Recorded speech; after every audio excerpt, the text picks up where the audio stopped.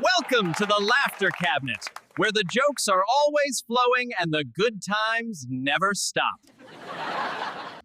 I never imagined that the end of my career would look like this, standing in a narrow alleyway, clutching a crumpled flyer for a place called the Laughter Cabinet. My name barely legible under a faded neon sign that sputtered like an old man clearing his throat. It was one of those nights where the city seemed to hold its breath.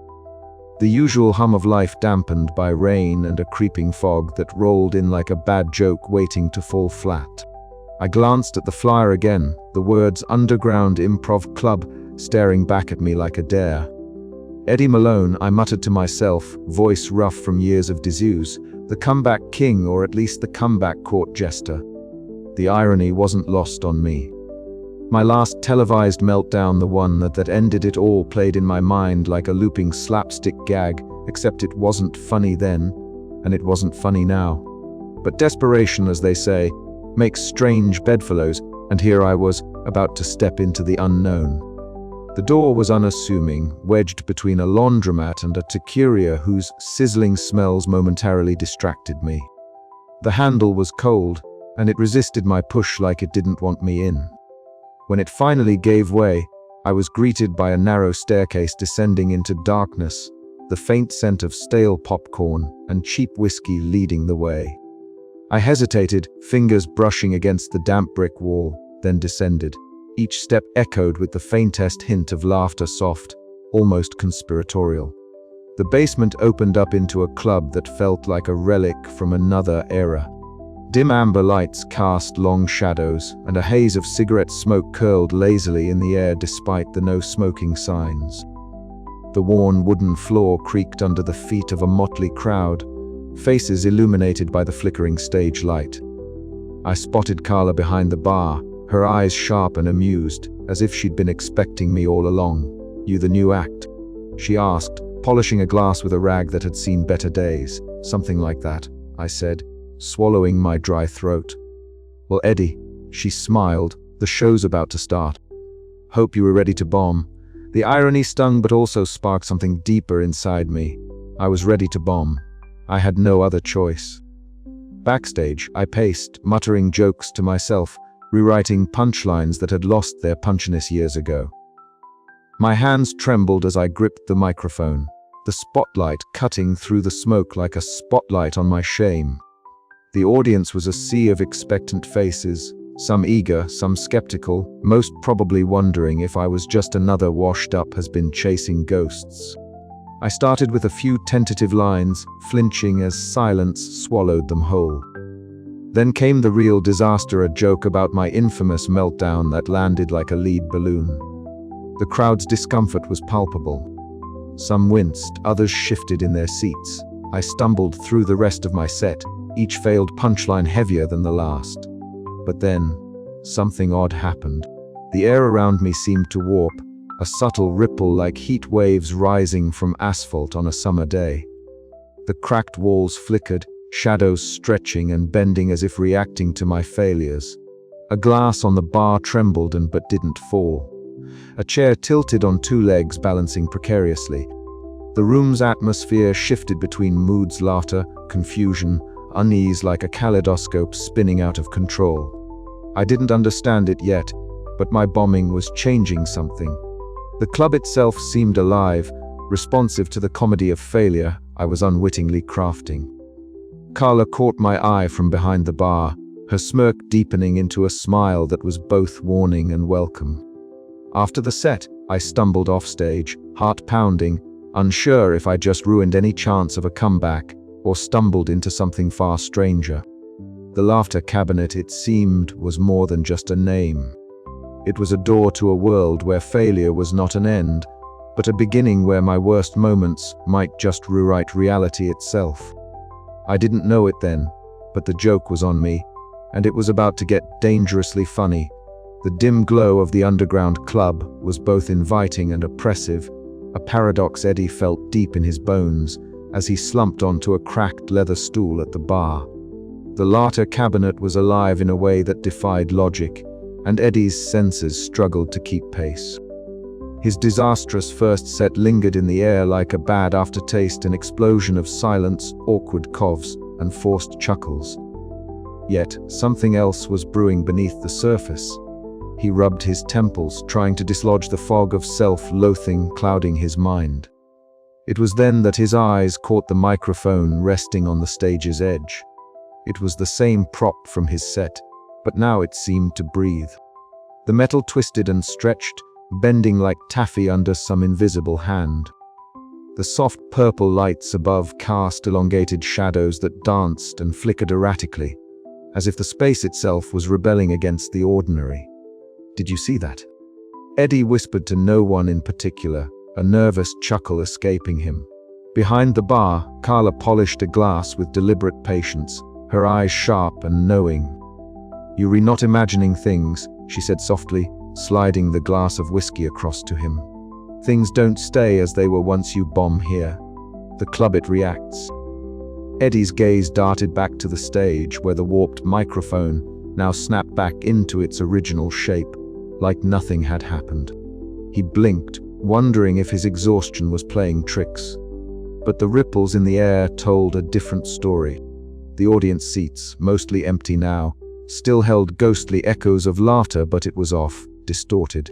Sometimes it was delayed by a heartbeat, other times it rose too quickly, a manic crescendo that left a ringing in Eddie's ears. The laughter seemed less like amusement and more like a warning, twisting and contorting the space around him. "What do you mean? React?" Eddie asked, his voice a mix of skepticism and desperate hope.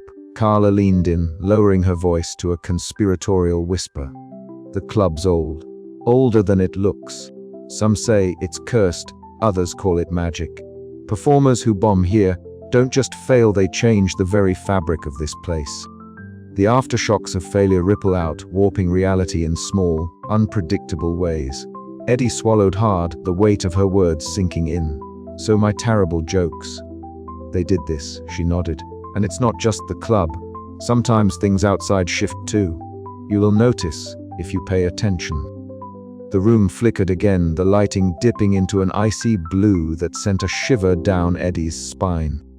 The air thickened with a charged energy, as if the walls themselves held their breath. He felt a strange mix of dread and exhilaration. His failure was no longer just a personal defeat. It was a force, a dangerous, unpredictable force. "Why me?" he muttered. "Why does bombing give me this power?" Carla's eyes softened with sympathy.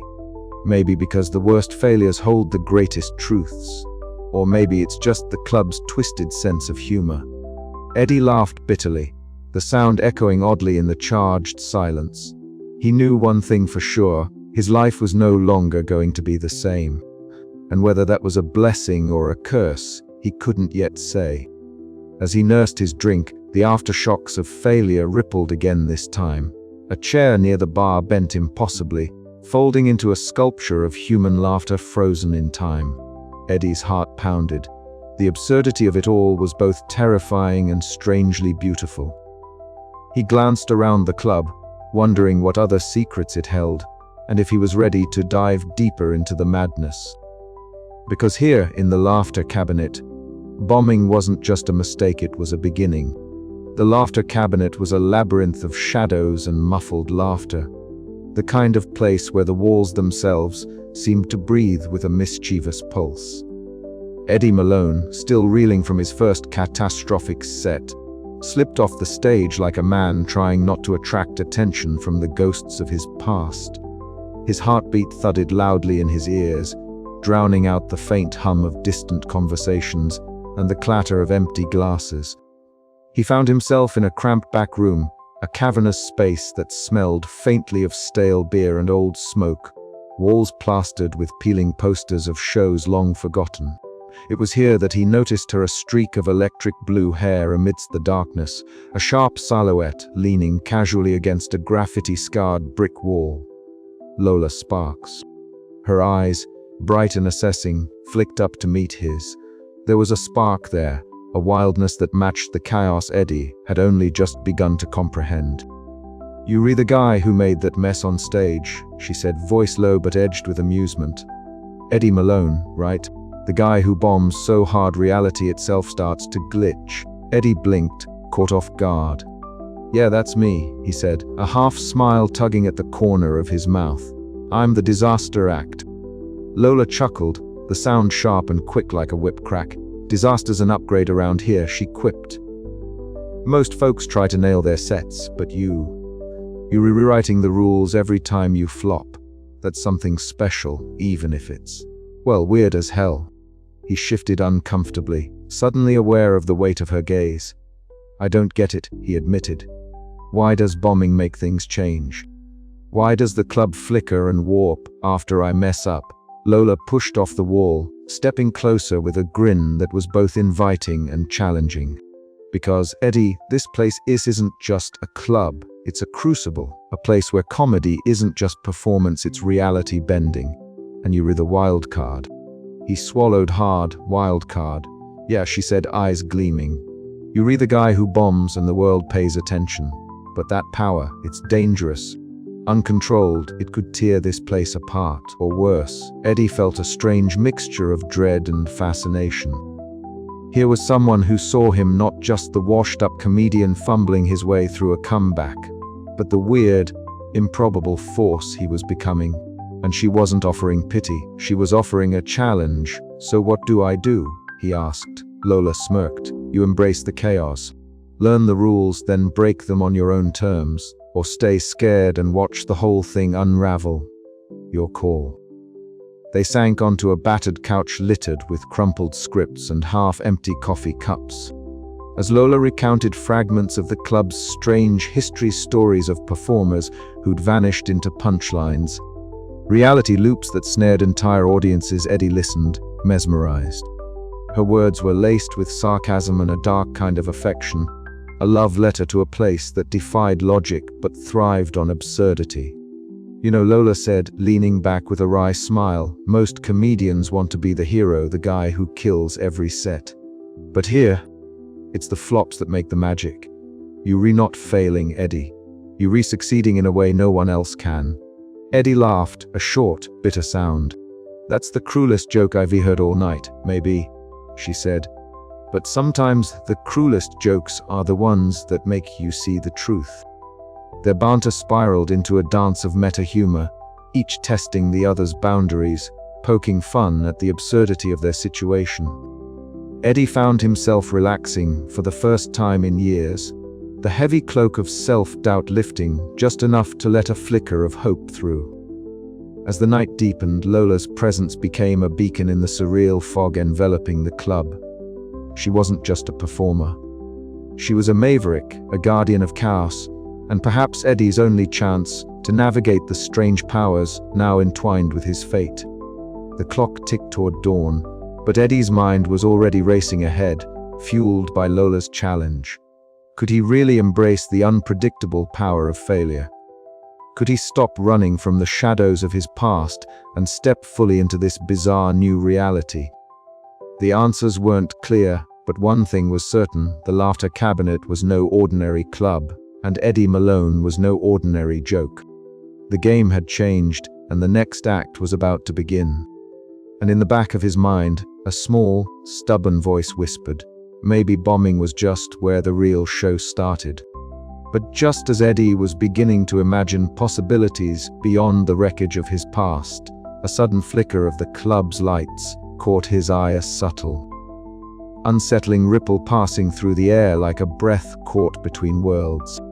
The laughter outside was still, hanging in the air like a challenge. Eddie glanced at Lola, who caught his gaze and nodded knowingly.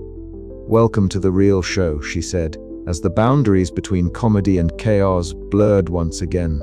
The shape of jokes the room was thick with expectation, but not the kind Eddie Malone was used to.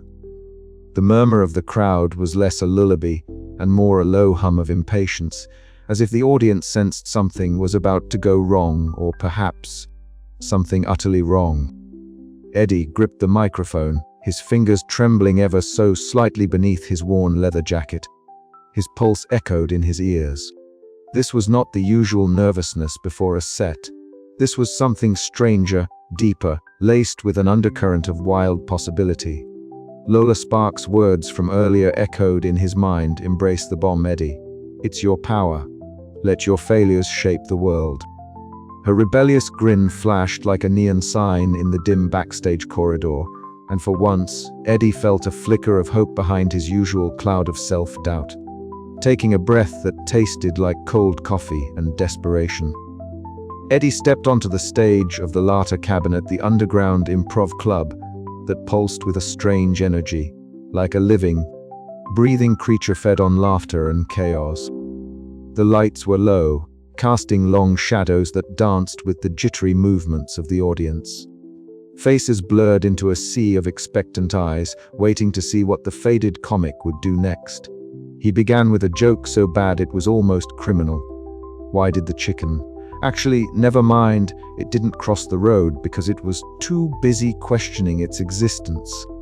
The punchline flopped like a lead balloon, landing in the silence like a bad karma coin. Groans rippled through the crowd, and Eddie felt the surreal electricity spike around him. That was when the chair next to the microphone started to change. Slowly, almost imperceptibly at first, the wooden legs stretched and twisted, curling into a shape that defied logic. It was as if the chair were trying to tell a joke of its own in a language no one but Eddie could understand. Gasps and confused laughter bubbled from the audience, faces flickering between amusement and bewilderment. The club itself seemed to breathe, the walls undulating gently like the ebb and flow of a dream.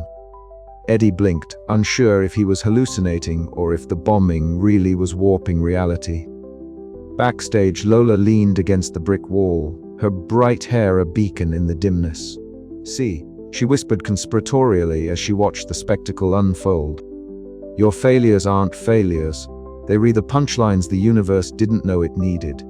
Eddie's mind raced. Could he really control this?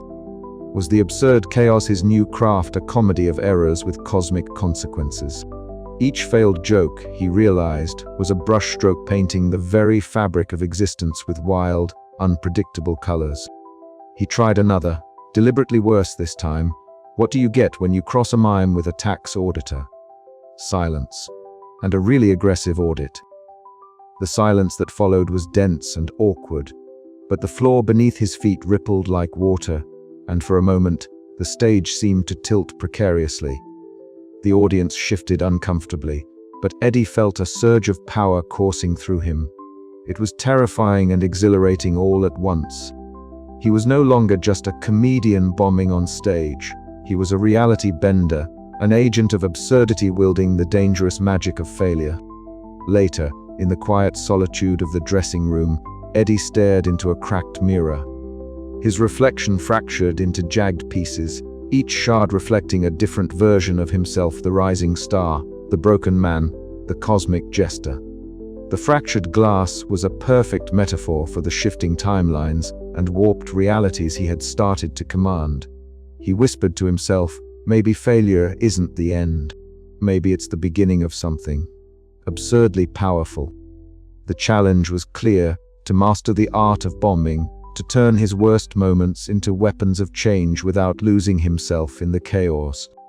The line between comedy and catastrophe was thinner than ever, and Eddie was standing right on its edge, ready to leap into the unknown. With Lola's sharp wit as his guide, and the strange pulse of the Laughter Cabinet beneath his feet, Eddie Malone was beginning to shape jokes that didn't just land, they reshaped the very stage on which life played out. And as the lights flickered once more, he grinned that ironic smile, ready to bomb like never before. The shape of jokes was no ordinary chapter in Eddie's comeback story. It was the moment his failures became the foundation of a new reality. And with every twisted punchline and warped prop, the absurd dance of comedy and chaos deepened, pulling him further into the surreal heart of the Laughter Cabinet. But the question lingered, unsettling and persistent. How far could he push this dangerous power before the joke turned on him for good? The laughter, after all, was only just beginning. The backstage of the Laughter Cabinet was a labyrinth of peeling paint, flickering bulbs, and the faint hum of muffled laughter bleeding through cracked walls. Eddie Malone shuffled through the narrow corridor, the weight of his latest disastrous set still heavy on his shoulders. The crowd's reactions had been a chaotic symphony of awkward silence, stifled coughs, and the occasional nervous chuckle, not the kind of energy that usually bent reality. Yet, the subtle oddities he'd begun to notice whispered of something far stranger at work. As he rounded a corner, a figure stepped from the shadows, Moss, the club's enigmatic gatekeeper. An older man with a bowler hat perched at a rakish angle and a perpetually raised eyebrow that seemed to pierce through all pretenses. Moss's lips curled into a slow, knowing smile as he regarded Eddie with a mixture of amusement and something deeper, something almost ancient. Eddie Malone, Moss intoned, his voice low and textured like worn velvet. Or should I say, the architect of unexpected realities. Eddie blinked, uncertain whether to laugh or run. "I'm just trying to remember my lines," he muttered, rubbing the back of his neck. "Lines." Moss chuckled softly, stepping closer. "In this place, my friend, the lines are more like suggestions. And you're bombing. It's the kind of suggestion that rearranges the furniture of existence."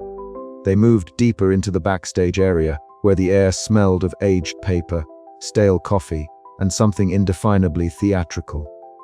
A small office space lay cluttered with yellowed playbills, cracked leather-bound journals, and a scattering of odd trinkets, a broken prop mic here, a cracked joke bell there. Moss gestured expansively, his eyes gleaming beneath the brim of his hat. The Laughter Cabinet isn't just any club. It's a crucible where comedy and reality entwine. It's a place born from absurdity and sustained by the delicate dance between order and chaos. Eddie leaned in, captivated despite himself. "So, it's like a magic club." Magic, Moss mused, is merely the language of those who dare to speak beyond the obvious. Here, laughter isn't just sound. It's the mortar holding the building of reality together. And bombing. Bombing is the hammer that rearranges the bricks. A faint, almost imperceptible pulse seemed to ripple through the room, the very walls breathing with a life of their own. From somewhere distant, laughter echoed, sometimes warm and inviting, other times sharp and dissonant. The boundary between performance and existence blurred, and Eddie felt the vertigo of that strange threshold. "You see," Moss continued, "the club's power is a double-edged sword. Too much order, and the magic suffocates. Too much chaos, and reality unravels. Your failures, your bombs, are the wild cards that keep the balance precarious but alive." Eddie swallowed hard. "So, I'm not just screwing up, I'm essential." "Precisely," Moss said, tapping a finger to his temple. "But beware, Eddie. There are those who would seek to tip the scales toward control, order, at the expense of chaos, and others who revel in anarchy without responsibility. Both threaten to shatter what we hold dear." The older man's gaze sharpened, and for a moment, the weight of his warning hung heavy in the smoke-laden air. "Remember," Moss whispered, "to walk the tightrope without falling is the greatest joke of all." Before Eddie could respond, Moss tipped his hat and vanished back into the shadows, leaving behind a silence thick with portent. Eddie stood alone, the riddle of the club's existence settling into his bones. The laughter outside swelled and dipped, a chaotic symphony that now felt more like a calling. He realized that his bombing was no mere accident, it was the key to a deeper mystery, a power that demanded understanding and mastery. The Laughter Cabinet was not just a stage for failed jokes. It was a battleground for the soul of comedy itself. As Eddie stepped back toward the dim glow of the stage entrance, he caught sight of his reflection in a cracked mirror, wary eyes, an ironic smile, and a flicker of something new purpose. The show was far from over, and the real performance was only beginning. Eddie's footsteps echoed softly as he navigated the backstage corridors once more, the club alive with the hum of whispered conversations and shifting shadows. The knowledge Moss had imparted was both a puzzle and a promise. The balance between order and chaos wasn't just a metaphor, it was a living, breathing force, and Eddie was now a player in its drama. He thought back to his earlier sets, the way his bombing had caused props to warp and timelines to flicker. It wasn't random. It was a language, a syntax he was only beginning to understand. Each failed punchline wove new threads into the fabric of reality, threads that could unravel or strengthen, depending on the intent and control behind them.